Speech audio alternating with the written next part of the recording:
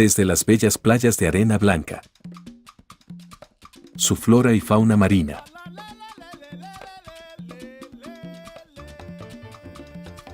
Su hermosa naturaleza y paisajes campestres. Su cultura mestiza, vida diaria y tradiciones. El baile y su arte con su estilo singular, heterogéneo y elegante.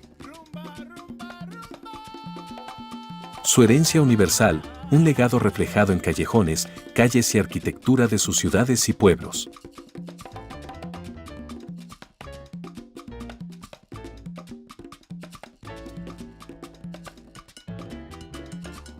Su extraordinario y rico patrimonio musical, signo palpable de su mestizaje. Su terroir, idóneo para la producción de ron, tabaco y café. Su artesanía y autenticidad en los procesos de fermentación y añejamiento del ron. La destreza y sabiduría de los maestros roneros heredada y desarrollada de generación en generación. Y la idiosincrasia cubana que convierte al ron de origen cubano, con su sabor complejo y carácter fuerte, en un reflejo de todo lo que significa ser cubano y de la vida que late en esta isla. Este documental rinde homenaje a los rones premium de origen cubano, como Bacardí, Matusalén y Habana Club, que, pese a sus disputas, han dejado una marca imborrable en la historia.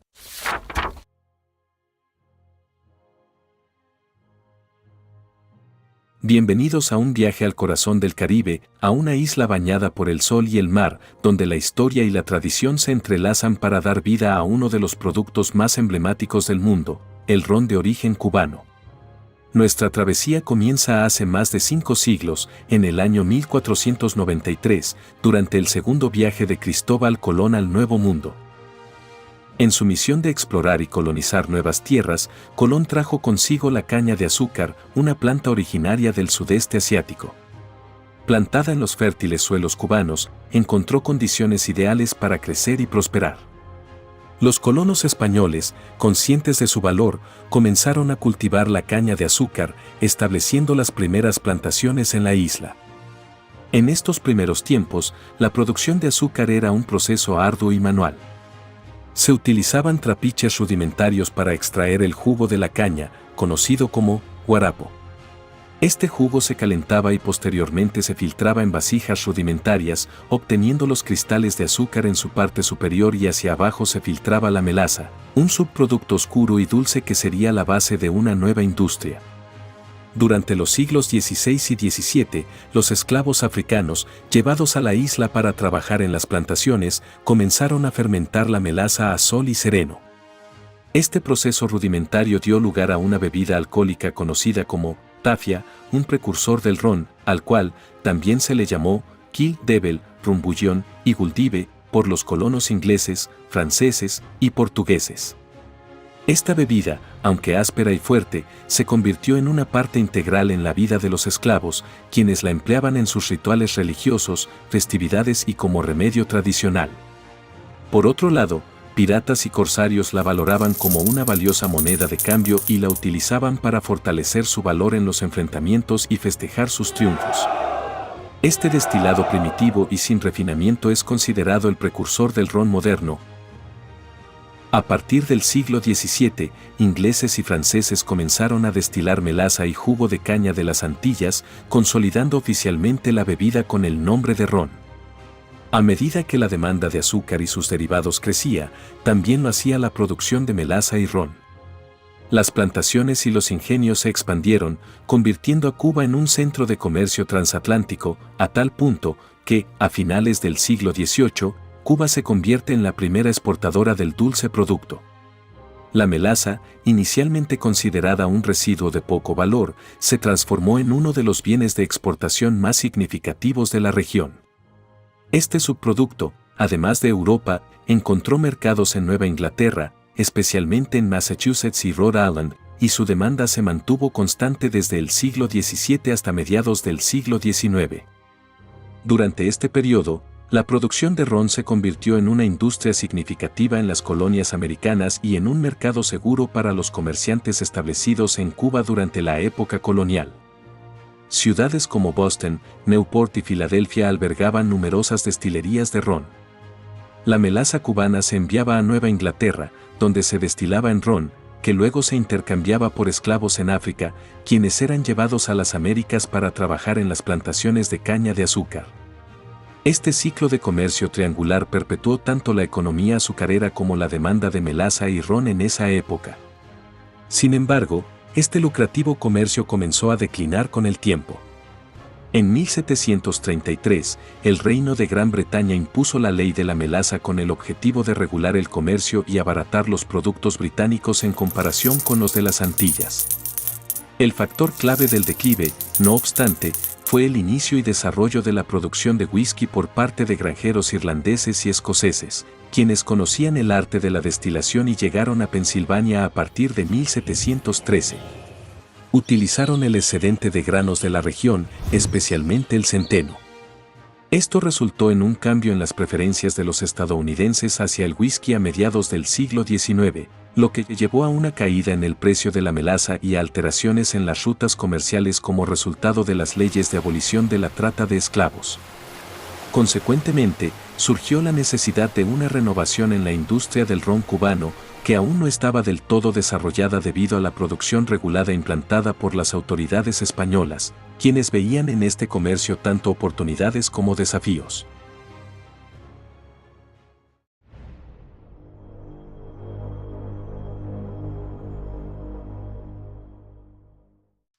La producción de aguardiente en Cuba tiene sus raíces en el siglo XVI, cuando casi todos los ingenios azucareros operaban rústicos alambiques.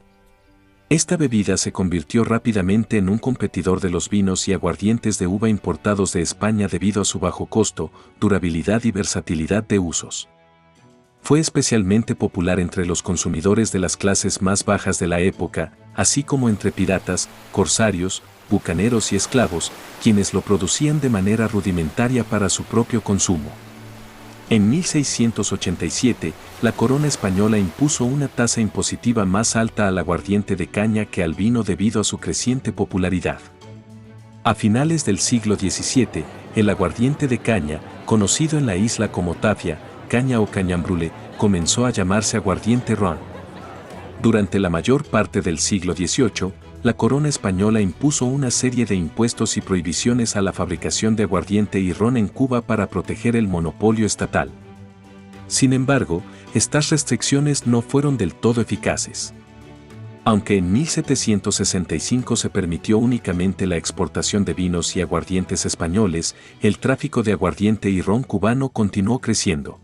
No fue hasta finales del siglo XVIII, con el acuerdo conocido como la Real Cédula de 1789, que se incrementó significativamente tanto este comercio como el comercio de esclavos, al otorgar permisos a comerciantes para importar de 5.000 a 6.000 esclavos de origen africano en un año y transportar aguardiente y ron cubano. Este acuerdo acrecentó la abertura al mercado internacional a este destilado producido en Cuba. Cabe destacar que, durante el siglo XVIII, la producción de aguardiente y ron en Cuba era aún rudimentaria. Instituciones económicas, agrícolas y comerciales investigaron métodos para mejorar la destilación y, en esta época, se definieron los conceptos de aguardiente y ron, diferenciándolos por su grado de fuerza y concentración.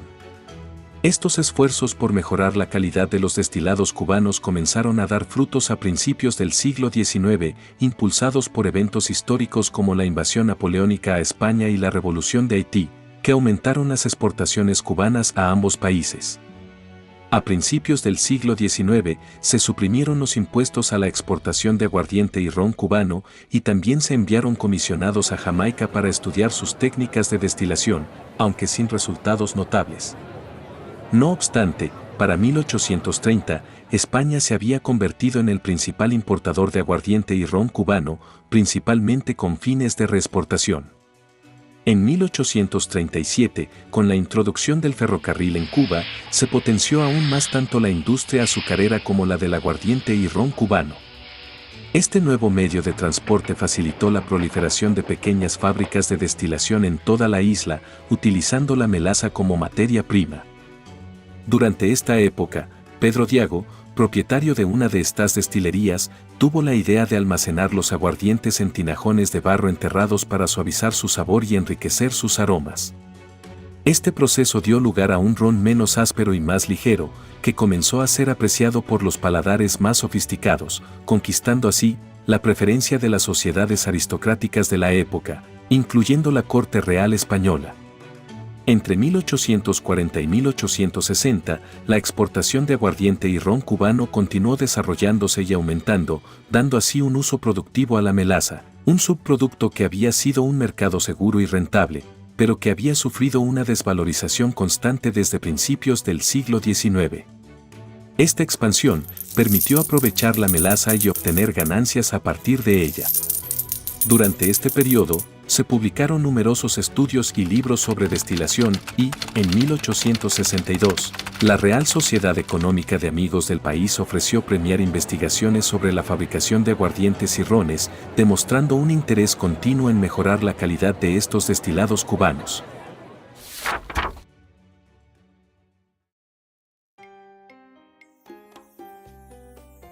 A finales del siglo XIX, comenzó la época dorada del ron cubano y el surgimiento del ron ligero, con el nacimiento y la evolución de tres de las marcas más icónicas de la isla, Bacardí, Matusalem y Habana Club.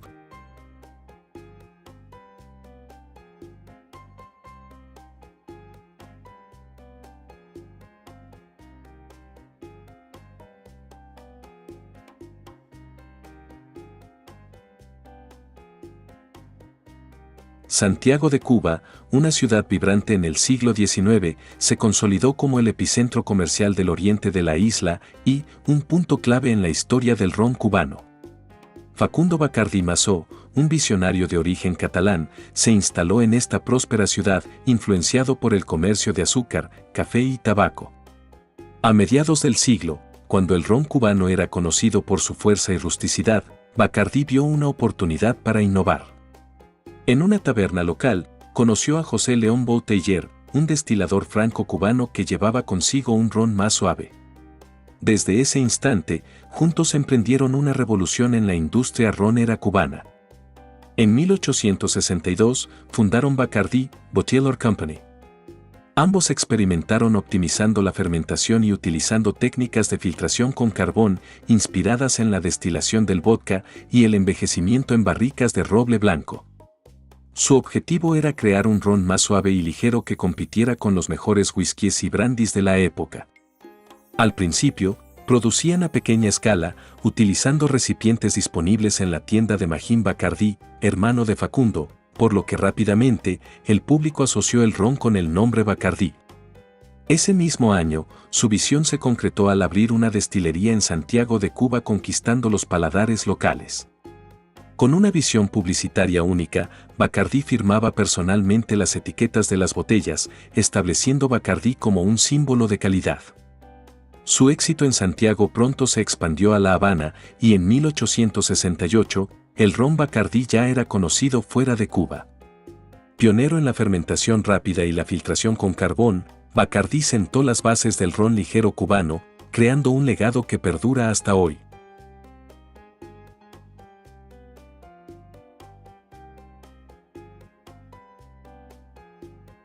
En 1872, la marca de ron Matusalem fue fundada en Santiago de Cuba por los hermanos españoles de origen catalán, Benjamín y Eduardo Camp, junto con Evaristo Álvarez, quienes emigraron a Cuba a mediados del siglo XIX.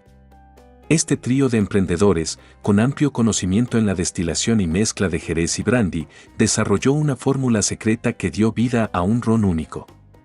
Inspirados en los métodos utilizados en la producción de jerez y brandy, incorporaron el sistema de solera y el tostado de barricas de roble, elementos clave que aportaron características excepcionales a su producto. El sistema de solera, común en la producción de vinos de Jerez, es un proceso de envejecimiento dinámico que permite la interacción constante entre rones de diferentes edades. En este sistema, las barricas se apilan en varios niveles. El ron más antiguo se encuentra en las barricas inferiores, mientras que las superiores contienen rones más jóvenes. Cada vez que se embotella, una pequeña parte del ron más viejo se extrae y se reemplaza por ron de la barrica superior. Este proceso garantiza una mezcla continua de edades y sabores en cada lote, lo que asegura una uniformidad y calidad constante en el ron Matusalem. Este método de solera no solo aporta suavidad y complejidad al ron, sino que también permite que los rones jóvenes adquieran los sabores profundos y matices de los rones más añejos. A través de este proceso, el ron Matusalem adquiere una estructura de sabor rica y equilibrada, que lo ha posicionado como un ron premium en la industria tanto nacional como internacional. Su combinación única de técnicas de envejecimiento ha sido fundamental para su éxito sostenido en el mercado.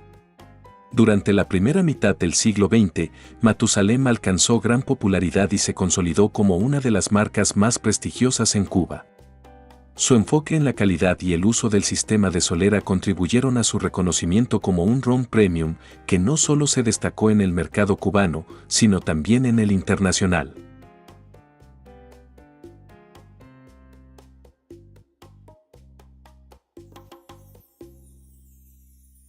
En 1878, en la ciudad de Cárdenas, Matanzas, José Arechavala, un inmigrante español de origen vasco que llegó a Cuba en la década de 1860, fundó la destilería La Vizcaya. Desde sus inicios, la destilería se dedicó a la producción de aguardiente y alcoholes de uso doméstico, siguiendo los métodos tradicionales cubanos de destilación con alambiques de cobre y añejamiento en barricas de roble blanco. El proceso de producción, basado en melaza de alta calidad, otorgaba al ron una suavidad distintiva y notas características de madera y vainilla, creando y desarrollando con el tiempo un producto final claro y delicado. El éxito de la destilería permitió a Arechavala expandir su negocio a otros sectores, como la logística portuaria y el transporte marítimo, consolidándose en 1921 bajo el nombre José Arechavala S.A. La empresa creció exponencialmente, operando plantas eléctricas, refinerías de azúcar, destilerías, fábricas de caramelos y papel, además de goletas para el transporte de mercancías. Su impacto económico en la región fue significativo, contribuyendo en alto grado al desarrollo y electrificación de Cárdenas. En 1934, el ron adoptó el nombre Habana Club, simbolizando su vínculo con La Habana, el vibrante centro cultural de Cuba. En 1935, José Arechavala S.A. trasladó sus oficinas al emblemático Palacio del Conde de Bayona, hoy Museo de Arte Colonial, ubicado en la Plaza de la Catedral de La Habana. En ese lugar, se estableció el exclusivo bar privado Habana Club, que pronto se convirtió en un punto de encuentro para la alta sociedad.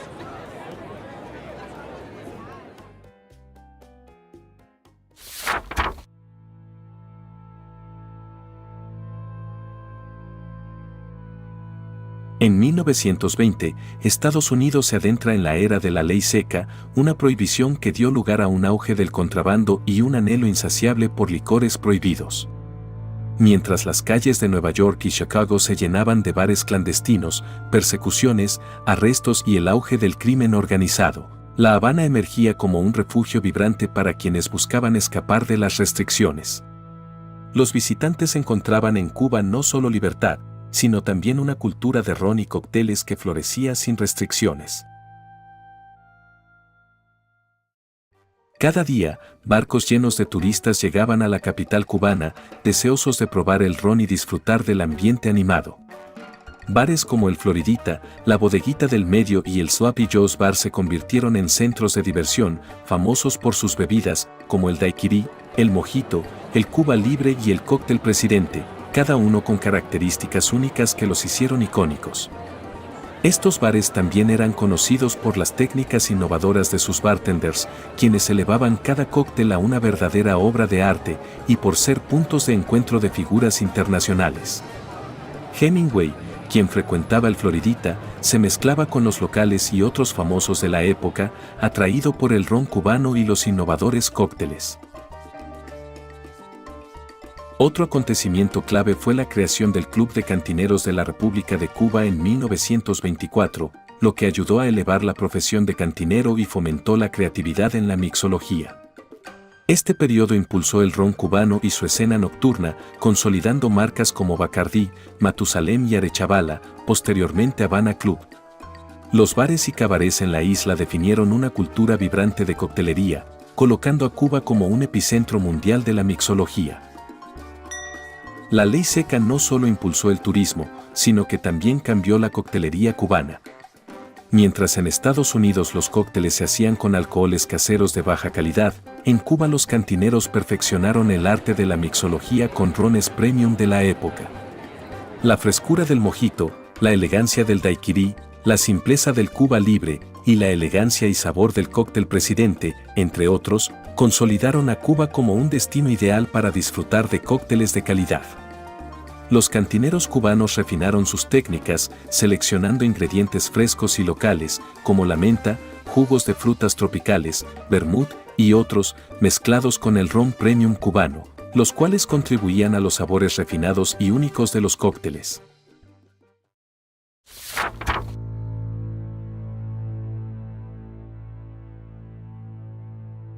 En 1959, la Revolución cubana transformó la industria del ron en la isla. Tras la llegada al poder de Fidel Castro, el gobierno revolucionario inició la nacionalización de empresas privadas.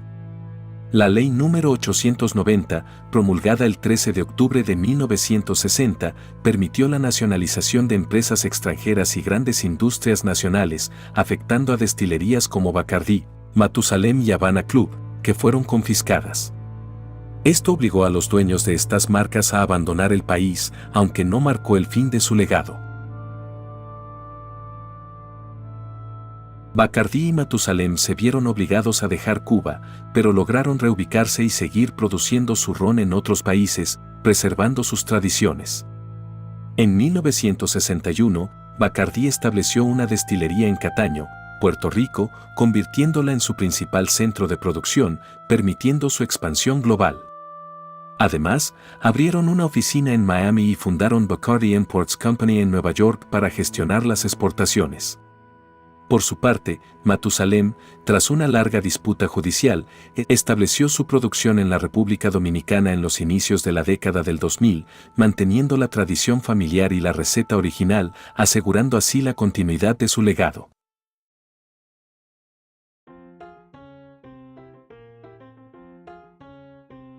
A pesar de la nacionalización y el exilio, estas marcas encontraron nuevas oportunidades en el extranjero. Bacardí se convirtió en una de las mayores compañías de bebidas del mundo, adquiriendo marcas como Martini & Rossi, Dewar's y Bombay Sapphire.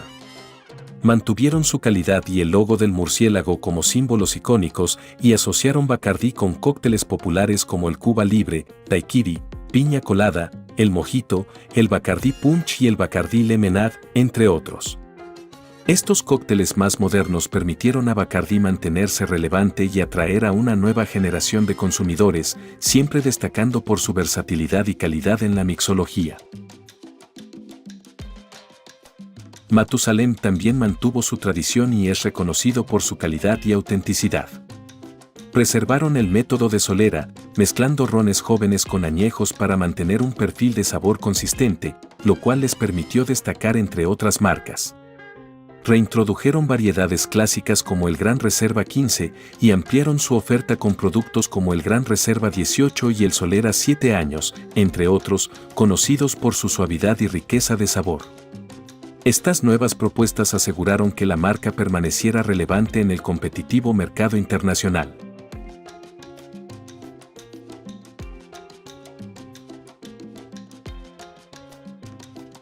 En Cuba, la producción de ron quedó bajo control estatal, permitiendo el surgimiento de nuevas marcas que se convirtieron en símbolos del ron cubano, preservando la tradición ronera y consolidándose en el mercado internacional.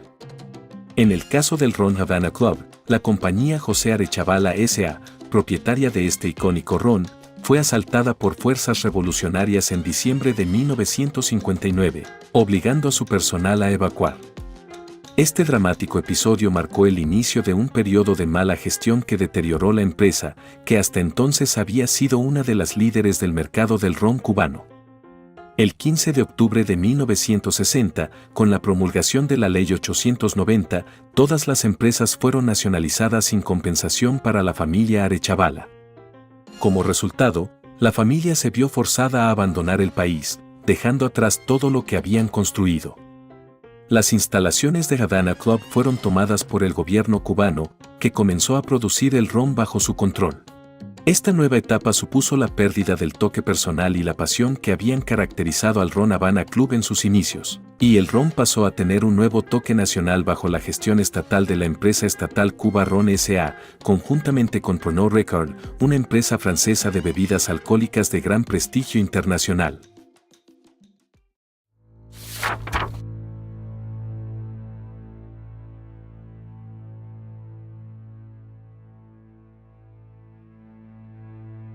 Las disputas legales en torno al ron cubano reflejan las complejas relaciones políticas, económicas y culturales entre Cuba, Estados Unidos y el resto del mundo.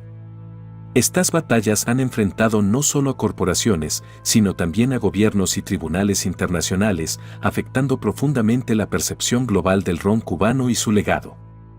Además, estas disputas han sido un reflejo de la tensión política entre Cuba y Estados Unidos durante más de medio siglo, complicando el acceso a mercados globales y afectando a productores y consumidores por igual. En 1996, Estados Unidos promulgó la Ley Helms-Burton, destinada a reforzar el embargo económico contra Cuba. Esta ley permitía a ciudadanos estadounidenses demandar a empresas extranjeras que traficaran con propiedades confiscadas por el gobierno cubano, agregando una dimensión extraterritorial al conflicto. La ley Helms-Burton marcó un antes y un después en las relaciones entre Estados Unidos y sus aliados, pues muchos países europeos consideraron esta medida una violación directa del derecho internacional. En 1994, Bacardí adquirió los derechos de la marca Havana Club de la familia Arechavala, alegando que la expropiación de 1960 fue ilegal. Comenzaron a producir su versión en Puerto Rico para el mercado estadounidense. Mientras tanto, Pernod Ricard, en asociación con Cuba Ron S.A., comercializaba internacionalmente el Havana Club producido en Cuba.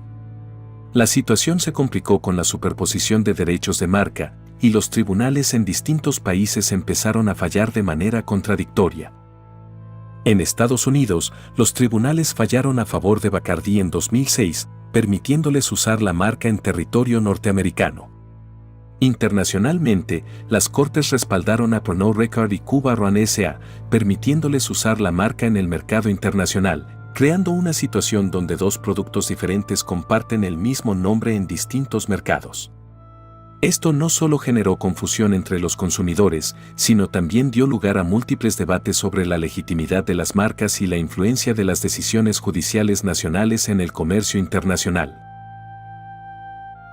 Matusalem también ha enfrentado grandes desafíos. Tras la nacionalización en Cuba en 1960, el Estado continuó produciendo ron bajo el nombre Ron Matusalem, mientras la familia Álvarez se vio forzada a emigrar a Estados Unidos. En 1995, lograron demandar al gobierno cubano por el uso no autorizado de su marca y ganaron el caso a nivel internacional. En 2002, la familia relanzó Matusalem & Company, enfocándose en sus raíces cubanas y apuntando al mercado de alta gama en Estados Unidos. Reinstalaron su destilería en la República Dominicana, preservando la receta original y el método de solera familiar, lo que permitió restaurar su reputación. Posteriormente, la compañía enfrentó nuevos litigios, como en Italia por el uso de frases como el espíritu de Cuba, lo que reforzó su determinación de honrar el legado de Matusalem. Es importante destacar que las disputas no solo han girado en torno al derecho legítimo de propiedad, sino también alrededor de una pregunta fundamental. ¿Qué define la autenticidad de un ron cubano? ¿Es la ubicación de su producción, la receta original, la propiedad de la marca o una combinación de todos estos factores? La respuesta no es sencilla y depende de a quién se consulte. Para algunos, un ron debe producirse en Cuba para ser considerado auténtico. Para otros, el alma del ron reside en su receta y tradición, sin importar el país en el que se elabore. Estos casos han sentado precedentes en materia de propiedad intelectual, especialmente en situaciones de expropiación y cambios políticos drásticos. Se debatió si es posible reclamar derechos de marca después de décadas de inactividad y, bajo qué jurisdicciones. Estos debates no solo afectan a la industria del ron, sino que tienen implicaciones para todas las empresas cuyas propiedades fueron expropiadas en el pasado. Las disputas legales han tenido un profundo impacto en la industria del ron de origen cubano a nivel internacional.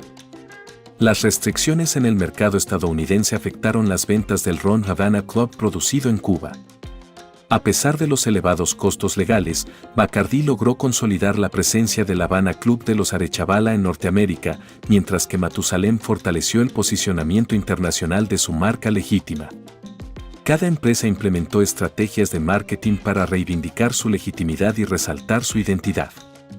Bacardí destacó su conexión legítima con los derechos de la marca original Havana Club de los Arechavala, mientras que Cuba Ron S.A., en alianza con Pernod Ricard, promovió su versión de Havana Club como el auténtico ron cubano, elaborado con ingredientes locales y fiel a la tradición de los maestros roneros de la isla.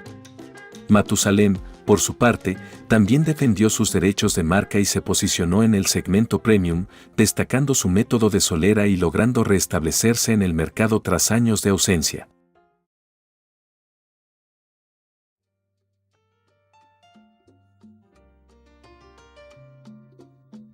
Nuestra historia del ron cubano es un viaje a través de siglos de tradición y pasión. Cada sorbo evoca una cultura rica en sabores, profundamente arraigada en la perseverancia y la creatividad. Hoy, el ron cubano es mucho más que una bebida, es un tributo vivo a quienes lo crearon y perfeccionaron, una manifestación de resiliencia y orgullo. Tanto en la diáspora como en la isla, el ron cubano simboliza la capacidad de adaptarse y perdurar. Aunque la revolución de 1959 trajo cambios radicales que impactaron temporalmente la industria, el espíritu del ron cubano sigue intacto, reflejando la identidad de un pueblo decidido a preservar su legado. Gracias por acompañarnos en este recorrido por los sabores y la esencia del ron cubano. Que este homenaje mantenga viva su herencia e inspire a las futuras generaciones. Salud y muchas gracias por su atención.